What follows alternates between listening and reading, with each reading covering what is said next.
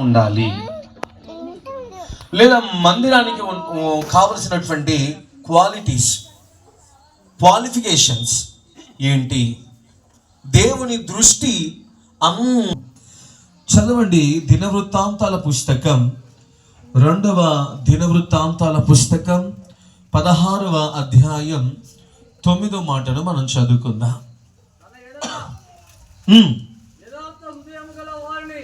యథార్థమైనటువంటి హృదయములు కలిగిన వారిని తన ఎడల,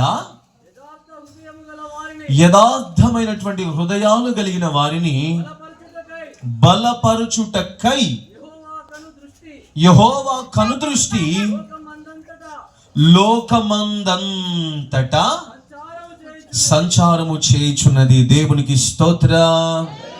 హల్లెలూయా, హల్లెలూయా, హల్లెలూయా. ఏమంటున్నాడండి? యథార్థమైనటువంటి హృదయాలు కలిగిన వారు ఎవరైతే ఉన్నారో వారిని హల్లెలూయా. చూడండి, దేవుని దృష్టి లోకమంతా సంచరిస్తుందంట. ఎవరి కోసమంట? యథార్థమైనటువంటి హృదయాలు కలిగిన వారి కొరకై. Praise the Lord. హల్లెలూయా.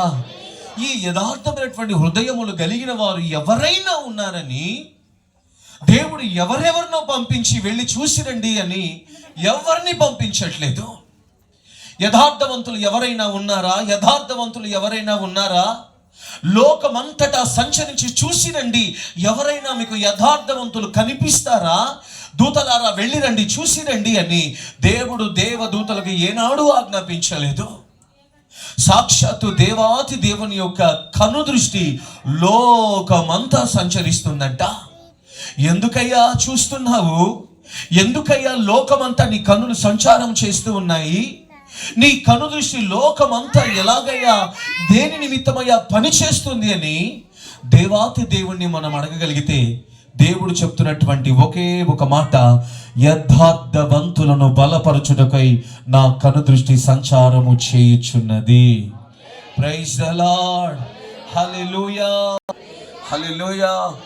చూడండి, యథార్థవంతుడు అనగానే మనకు గుర్తుకొచ్చే వ్యక్తి యోబు. యోబు జీవితం యథార్థమైనటువంటి జీవితం. యోబు గురించి సాక్ష్యము రాయబడుతుంది. యోబు నీతిమంతుడును, యథార్థవంతుడును, న్యాయవంతుడునై ఉన్నాడు. ఇప్పుడు యోబు గురించి దేవుని సన్నిధిలో అపవాది వచ్చి నిలబడితే, నా సేవకుడైన యోబు సంగతి ఆలోచించితివా? గాబ్రియేల్ ఒకసారి ఇట్రా, యోబు గురించి ఒక మాట చెప్పి ఇట్రా, యోబు గురించి ఒక సాక్ష్యం ఇవ్వు ఇట్రా అన్నాడా? కెరూబులారా ఎవరైనా ఒకరు వచ్చి యోబు గురించి సాక్ష్యం చెప్పండి అన్నాడా? సెరాఫులారా ఎవరైనా వచ్చి ఒక సాక్ష్యం చెప్పండి అన్నాడా? దేవదూతలు ఎవరిని పిలిచి అక్కడ దేవుడు యోబు గురించి సాక్ష్యం చెప్పమని ఎవరితో అనలేదు. దేవాతి దేవుడు యోబు గురించి మాట్లాడుతున్నాడు. నా సేవకుడైన యోబు సంగతి ఆలోచించితివా అంటాడు. దేవునికి స్తోత్రం.